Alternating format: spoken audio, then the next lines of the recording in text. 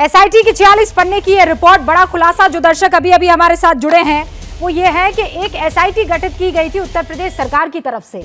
उन्होंने 46 पन्ने की, उस टीम ने 46 पन्ने की एक रिपोर्ट दाखिल की है और इस रिपोर्ट में उन तमाम भ्रष्टाचारियों के नाम मौजूद हैं जिनकी वजह से ये ट्विन टावर बना, जिनकी वजह से एमरल्ड कोर्ट में नियमों की अनदेखी की गई और वो नाम आपके सामने हैं।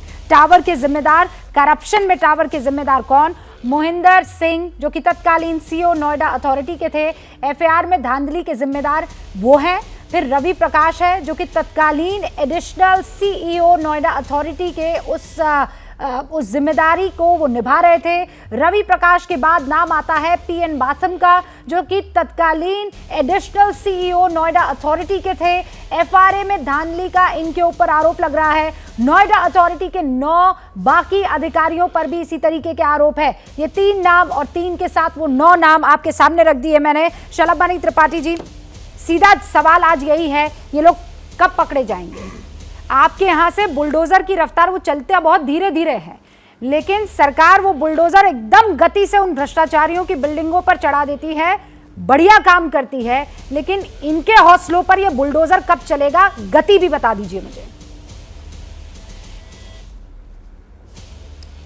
रूबिका जी, बहुत जल्द चलेगा, पूरी रफ्तार से चलेगा। बहुत अच्छी बात है कि देश भी उम्मीद करता है, देश को लगता है कि योगी आदित्यनाथ जी की सरकार ही है जो भ्रष्टाचारियों पर बुलडोजर चला सकती है, डायनामाइट भी लगा सकती है। देखिए, आपने देखा ना एक सरकार कौन सी थी कि वो जब कोर्ट में गई तो कोर्ट में जाके जस्टिफाई किया, किसको जस्टिफाई किया? बिल्डर्स को। जब सुप्रीम कोर्ट से निर्णय आ रहा था, सुप्रीम कोर्ट ने तब उत्तर प्रदेश सरकार का पक्ष पूछा था। हम भी जा सकते थे, हम भी जाकर हो सकता है बिल्डर को डिफेंड कर सकते थे, पर नहीं, हमारी टेक्निकल जो रिपोर्ट आई, हमने जाके कोर्ट को बताया, कहा नहीं साहब ये गलत हुआ है, सरासर गलत हुआ है, इसमें कार्रवाई होनी चाहिए और इसीलिए कार्रवाई हुई है। तो जो लोग ये कहते हैं कि नहीं साहब कोर्ट ने किया, आपने क्या किया, तो कोर्ट ने तो आपके वक्त भी किया था, तो आपकी पूरी अथॉरिटी चली गई थी। अब मैं आ रहा हूं, कार्रवाई पे आ रहा हूं। बिल्डिंग बनाने वाले कब गिरेंगे? जी जी, मैं उसी पे आ रहा हूं। जी जी, उसी पे आ रहा हूं। एसआईटी की जो रिपोर्ट आपके समक्ष रखी हुई है, जिसको आप पढ़ रही हैं, हमारी सरकार ने बनाई, एसआईटी टीम बनाई जांच की। जब एसआईटी की रिपोर्ट लेके हम कोर्ट में गए, ऑनरेबल कोर्ट ने कहा कि आप पुलिस से नहीं बल्कि स्पेशल इन्वेस्टिगेशन सेल से, किसी अलग टीम से आप इसकी पहले इन्वेस्टिगेशन करा लीजिए, उसके आधार पर इसमें गिरफ्तारी और कार्रवाई करिए। पुलिस से नहीं करानी थी, इसलिए विजिलेंस को दिया गया, विजिलेंस इसमें जाकर एफआईआर करे और विजिलेंस से एफआईआर करके चार्जशीट करे। चार्जशीट करते ही गिरफ्तारियां शुरू हो जाएंगी। आपको पता है इतने ढेर सारे लोग, 26 लोग उसमें नामजद हैं, तमाम सारे लोगों की बहुत बड़ी भूमिकाएं उसमें आ रही है। विजिलेंस ने एफआईआर रजिस्टर कर ली है, अपनी इन्वेस्टिगेशन की बहुत तेजी से चल रही है। हाँ। बिल्डिंग गिर चुकी है, जो भ्रष्टाचार की इमारत थी समाजवादी पार्टी और बसपा की, वो गिर चुकी है। बहुत जल्दी आपको गिरफ्तारियां भी होती हुई नजर आएगी। राजकुमार भाटी जी, ये तो भ्रष्टाचार की इमारत आपकी बता रहे हैं पूरी की पूरी, आप कह रहे हैं पैसा इनको मिल रहा था। नहीं, मैंने पूरा तारीख के हिसाब से बताया। जो आप नाम ले रही हैं मोहिंदर सिंह सीईओ के, जो एफआईआर बढ़ाने के दोषी बताए गए हैं, मोहिंदर सिंह जी उस समय सीईओ थे जब बहन जी की सरकार थी, ये आप चेक कर सकती हैं। सतीश जी, तो समाजवादी पार्टी को तो ये बेवजह लपेट रहे हैं, लेकिन किया इन्होंने भी कुछ नहीं है, श्रेय लेने की कोशिश कर रहे हैं। बिल्डिंग में बार बार कह रहा हूँ, बिल्डिंग गिरी है सुप्रीम कोर्ट के आदेश पर। सर मामला तो 2005 से ही 4 से ही शुरू हो गया था, धांधली तो वहां से शुरू हुई। नहीं, मामला शुरू हुआ है 2009 के बाद, जब 2009 में इन्होंने एक तो 2 नए टावर की परमिशन दी है। सरकार का जिक्र कर रहे थे ना, बहन जी की सरकार जब थी 2005 के बाद मामला शुरू हो गया। ये जो सीईओ जिनके मैं नाम अभी गिनकर आपको 2004 में रूबिका जी जमीन अलॉट की गई थी, जो कि नियमों के अनुसार की गई थी। बाद में एफआईआर बढ़ाने में, टावर की ऊंचाई बढ़ाने में और नया टावर की परमिशन देने में धांधली हुई है, जो 2007 से 12 के बीच में हुई है। सतीश प्रकाश जी, बहन जी के टाइम पर भी बड़ी धांधलियां हुई हैं, तब के सीईओ का भी नाम इसमें आ रहा है एसआईटी में। नहीं, देखिए रूबिका जी, आपको 2007 से लेकर के 2012 तक की सरकार का कार्यकाल याद है। ये तमाम मामला माननीय सर्वोच्च न्यायालय के अधीन, तमाम ये सोसाइटी के लोग 2014 में गए और 2014 से लेकर के 2022 तक 2 पार्टियों ने कहीं ना कहीं सरकारें चेंज की हैं।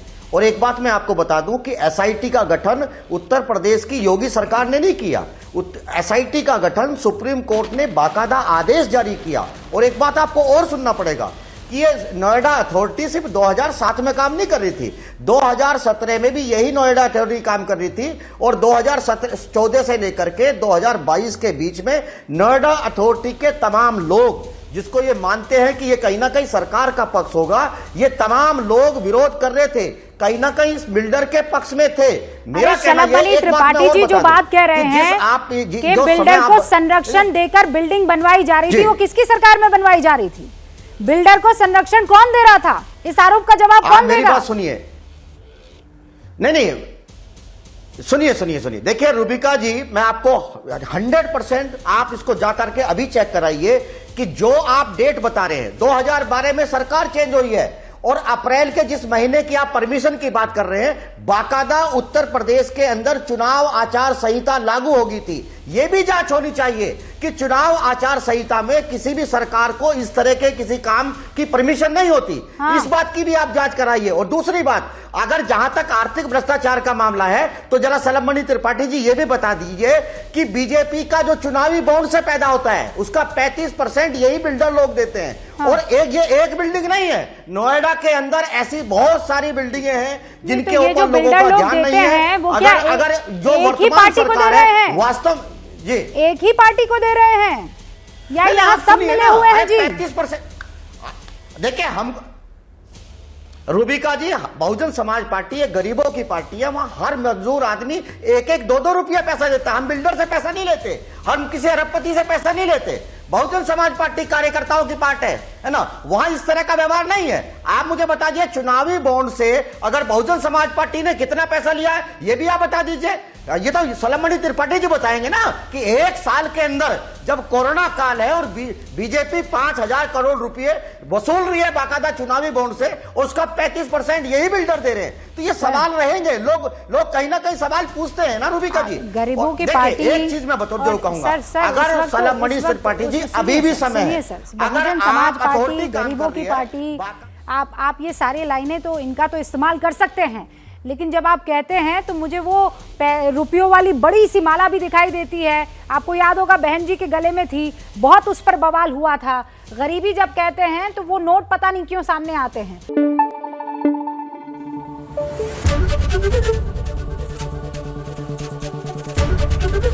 एबीपी न्यूज आपको रखे आगे।